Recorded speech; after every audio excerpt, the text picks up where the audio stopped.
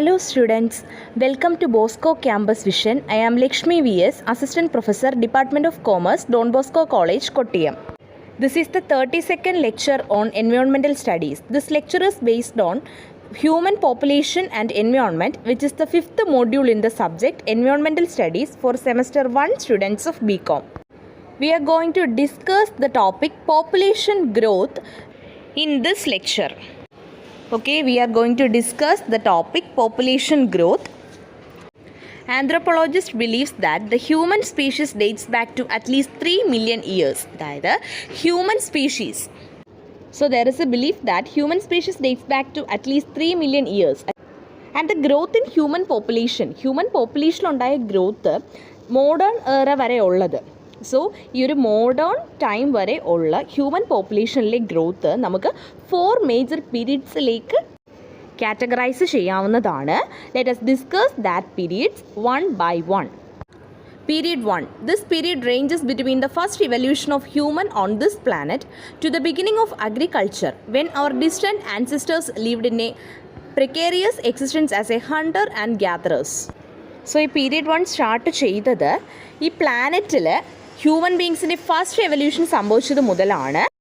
And ഈ human beings agriculture start ചെയ്തത് വരെയാണ് ഈ പീരീഡ് 1 എക്സ്റ്റെൻഡ് ചെയ്യുന്നത്. ആൻഡ് ഈ പീരീഡ് 1-ലാണ് നമ്മുടെ ഡിസ്റ്റൻറ്റ് ആൻസിസ്റ്റേഴ്സ് ജീവിച്ചിരുന്നത്.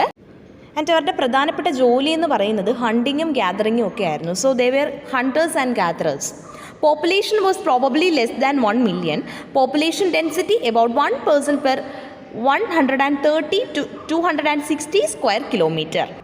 So period 1-ൽ population was probably less than 1 million. 1 millionലും കുറവായിരുന്നു ആ ഒരു ടൈമിലെ പോപ്പുലേഷൻ. ആൻഡ് പോപ്പുലേഷൻ ഡെൻസിറ്റി പറയുന്നുണ്ട് about 1 person per 130 to 260 square kilometer. ഇത്രയുമാണ് പീരീഡ് 1-ൽ വരുന്നത്.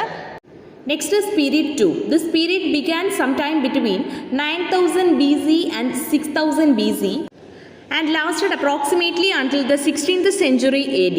So period 2 സ്റ്റാർട്ട് ചെയ്തത് 9000 BC-ക്കും 6000 BC-ക്കും ഇടയിലുള്ള ഒരു ടൈമിലാണ്.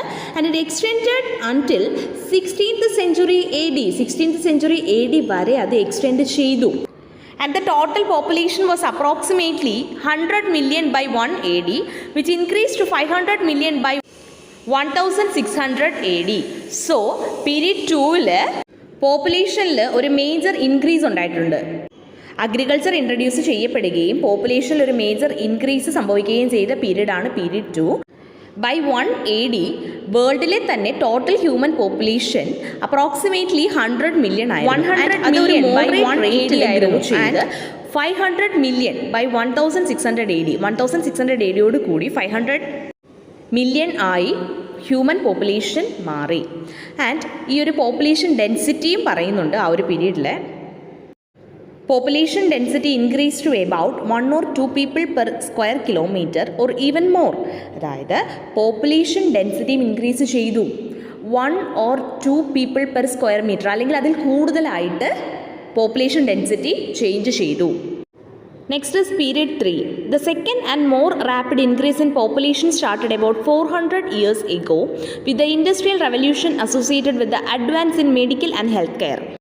അതായത് second and more rapid increase in പോപ്പുലേഷനിൽ സെക്കൻഡ്ലി ഒരു ഇൻക്രീസ് വന്നത്, അതും വളരെ റാപ്പിഡ് ആയിട്ടുള്ളൊരു ഇൻക്രീസ് വന്നത് പീരീഡ് 3-ലാണ്. ആൻഡ് ഈ പീരീഡ് 3 എന്ന് പറഞ്ഞാൽ 400 ഇയേഴ്സ് എഗോ നിലവിൽ വന്ന ഇൻഡസ്ട്രിയലൈസേഷനോട് കൂടിയും മെഡിക്കൽ ആൻഡ് ഹെൽത്ത് കെയർ ഇൻഡസ്ട്രിയിൽ വന്ന അഡ്വാൻസ്മെൻറ്റോട് കൂടിയുമാണ് പോപ്പുലേഷനിൽ second and more rapid increase സംഭവിച്ചത്. The total population of about 900 million in 1800 AD increased to 3 billion by 1960. അതായത് 1800 AD-ൽ 900 മില്യൺ ആയിരുന്ന ടോട്ടൽ പോപ്പുലേഷൻ ഇൻക്രീസ് ചെയ്ത് അപ്രോക്സിമേറ്റ്ലി 1960 കൂടി 3 ബില്യണായി മാറി.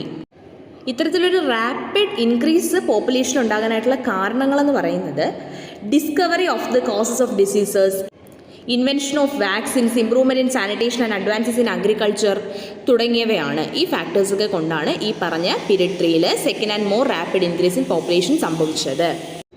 Next is period 4. In the modern era, through the rate of population growth has slowed down in developed countries, The population still continues to rise rapidly in developing countries. അതായത് modern കാലഘട്ടത്തിൽ developed കൺട്രീസിൽ ഈ rapid population growth റേറ്റിൻ്റെ problems solve down ചെയ്തിട്ടുണ്ട് എങ്കിലും developing കൺട്രീസിൽ it still continues to rise rapidly. At 2002, world population stood at 6.215 billion. According to the projections, by 2025, it will be 8 billions and 10 billions by 2050. അതായത് according to the projections, by 2025 ആകുമ്പോഴേക്കും 2002-ൽ 6.215 billions ആയിരുന്ന world population 2025 ആകുമ്പോഴേക്കും 8 billions ആയി മാറും. And 2050 ആകുമ്പോഴേക്കും 10 billions ആയി മാറും. So these are the 4 periods under which we can categorize the growth of human population. Hope you all understand about the topic population growth. Thank you.